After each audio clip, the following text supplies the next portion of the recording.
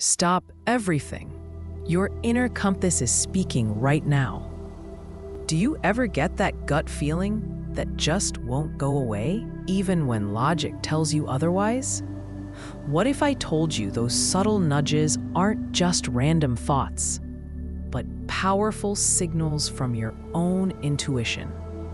In this video, we're diving deep into Beyond Logic, 5 unspoken signs of intuition, hidden cues that quietly guide you beyond reason. Listen closely. In a world obsessed with data, speed, and proof, we've forgotten an older language. Science rushes to explain neurons and hormones, while ancient wisdom reminds us of an inner knowing that predates thought. This matters because your life is composed of countless small crossroads, choosing a job, a partner, a next step, and those micro decisions are where destiny often turns. If you can learn to hear what's already whispering, you shift from reacting to co-creating. Imagine walking into a room and feeling a brief chill, or postponing a meeting without a reason, and later discovering you avoided something heavy. Picture the sudden urge to call someone, and saving a relationship or offering comfort at a pivotal moment. These are not coincidences. They are encoded signals, soft, personal, and practical. The teaching here is simple but profound. Intuition communicates in fragments, not lectures. It shows up as unease, a pull, an image, a voice, a physical twinge. Notice them, and you begin to translate your inner map. Stay with me. By the end, you will unlock a life-changing key that turns those fleeting nudges into clear guidance. If this speaks to you, like, subscribe, and drop a comment. Repeat quietly, I choose to awaken my consciousness. Now breathe. Feel that small, unsettling knot in your gut. What might it be trying to tell you? That unsettling feeling in your stomach. Have you ever noticed a small, persistent tightness in your belly that outlasts the event that caused it? As if your body kept a secret your mind refuses to remember. That quiet knot is not merely anxiety talking. It is an ancient language, the body's way of whispering truth to you when thought cannot reach it. Imagine your torso as a living compass, not mechanical, not superstitious, but exquisitely tuned to threads of information your eyes and logic cannot yet see. This sensation lives at the border between biology and soul. Modern science, softly and reluctantly, calls the gut an enteric nervous system, a second brain with its own memory banks, chemistry, and intuition. Mystics have always known it as the solar center of knowing. Your ancestors sensed it as the place the world imprinted its warnings and invitations. When you feel that hollow, that sudden unease, the universe is often nudging you through a body that remembers what your mind has forgotten. Listen to how it speaks. Sometimes it contracts, a pulling inward that asks you to protect, to set a boundary. Sometimes it loosens, an opening that invites you toward risk, into an unfamiliar kindness. The twist many seekers miss is this: the stomach's warning is not always about danger. It can be grief dressed as fear, a tired pattern pushing for release, or a shadow of someone else's judgment lodged in your tissues. You might interpret it as cowardice, when it is actually a call to realign with your deeper pace. Here is a gentle practice to translate the whisper. Pause where you are. Place your hand lightly over the place that tightens. Breathe slowly into that point for a count that feels sacred to you. 6, 8, whatever steadies the rhythm. Name the feeling without story. Tightness, cold, pull. Notice whether the sensation shifts when you soften. If it melts, gratitude may be the answer. If it hardens, action or protection may be required. Over time, you will build a vocabulary with your body, a native fluency in intuition. Another twist: sometimes the gut speaks not to stop you, but to steer you. It nudges away from what fits a surface life and toward what nourishes your core. That pull can feel irrational because the mind loves maps and certainty. The body prefers weather, ever-changing, honest, alive. You are not fragile for feeling it. You are finely attuned. The true invitation is to trust, to practice translation, and to remember that your belly keeps score for your soul. When next you notice that knot, will you treat it as noise or as a letter from a wiser part of you asking to be read? A sudden urge to change plans even when everything seems fine. The impulse to veer off course often arrives wrapped in contradiction. The calendar is full, the coffee is warm, and still something in you whispers, "Go another way." That whisper is not your fickle mind or mere anxiety. It is a subtle compass buried beneath habit and obligation. It speaks through small urgings long before it can shout, because the inner world prefers stealth to drama when it's trying to keep you whole. You've learned to honor schedules, to keep promises, to push through discomfort. So when a sudden urge to shift appears, it feels like betrayal of responsibility, of predictability, of the version of yourself who stays the course. Yet these urgings are often the soul's quiet corrections. Imagine a ship that recognizes a sandbar ahead. It doesn't wait until the hull is torn. It adjusts its rudder in time. Your inner nudge functions the same way. It protects, redirects, and preserves the integrity of your path without fanfare. This instinct can show up as an unexpected cancellation, a last-minute choice to take the longer route home, or the sudden refusal to speak at a meeting, despite months of preparation. Sometimes it feels like an electrical shift. The stomach lightens, your throat softens, a tightness eases.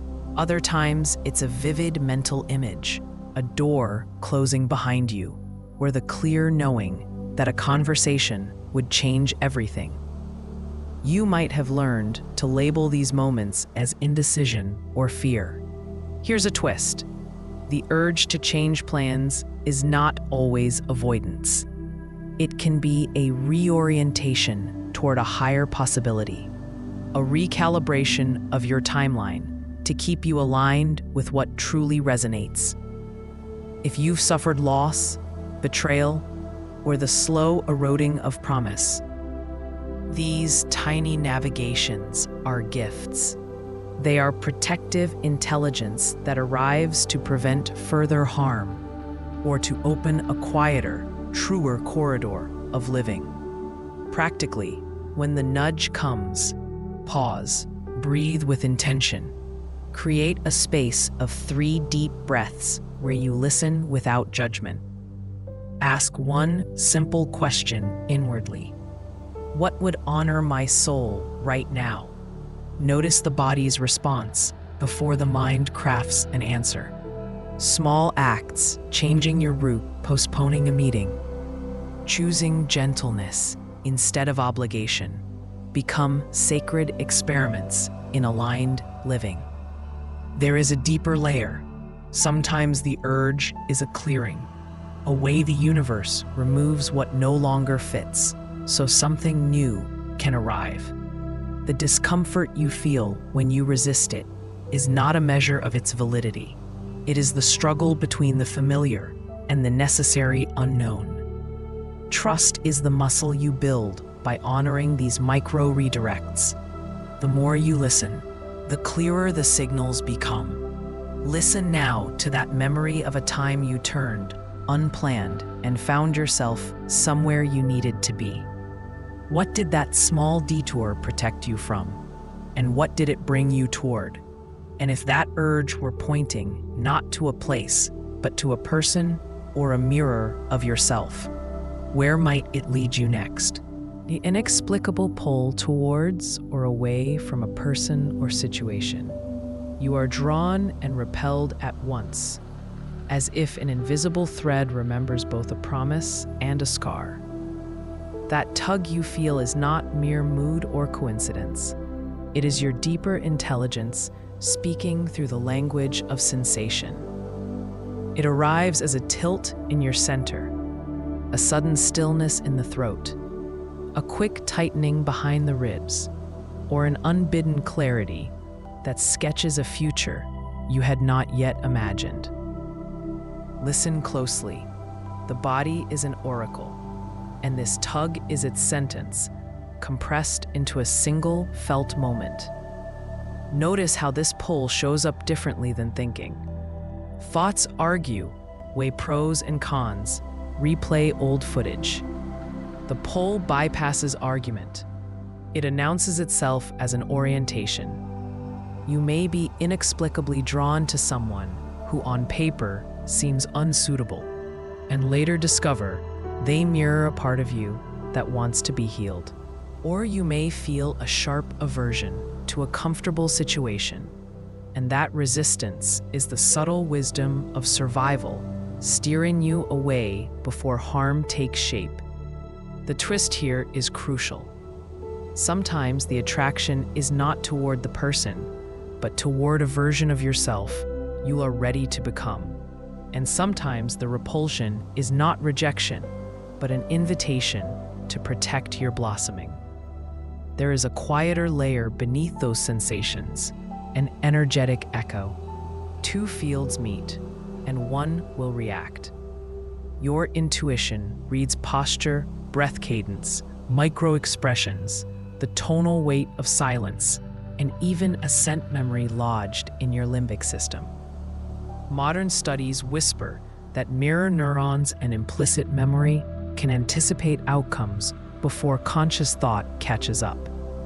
Ancient teachings call this the soul's compass. Both are true, and together they teach you to trust the body's shorthand. How do you practice listening without being ruled by phantom fears?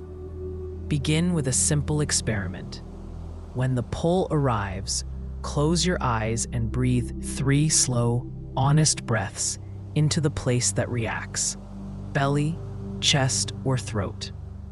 Name the feeling softly: curiosity, alarm, warmth, smallness. Notice whether naming expands the sensation into clarity or intensifies contraction. Imagine 2 brief futures, one where you follow the pull, one where you do not, and observe which one makes your spine feel open and which one tightens your jaw. The path that opens your nervous system is the one aligned with growth. The one that collapses you is protection asking for boundaries. Also, consider the mirror. Sometimes another's pull is an echo of a wound seeking recognition. Before you decide, ask, is this attraction asking me to become smaller for someone else or larger for myself? Is this aversion a protective boundary or an old fear disguised as foresight? Hold this like a lantern, not as proof, but as a guide. The next time that quiet tug comes, will you follow the map it offers, or will you map it with words first and risk missing the trail? You made it, and that means something. To sit with these quiet truths, to listen when the world tells you to rush, is an act of courage. Celebrate that small, steady bravery inside you, the part that paused, leaned in, and allowed a whisper to be heard. You are not here by accident. What you just felt low watching, the soft tug, the impossible knowing, the sudden clarity that lands like a cool hand on your heart, is part of your inner compass waking. These signs are not fanciful. They are the language your deeper self uses when logic has no vocabulary. Honor them. Name them.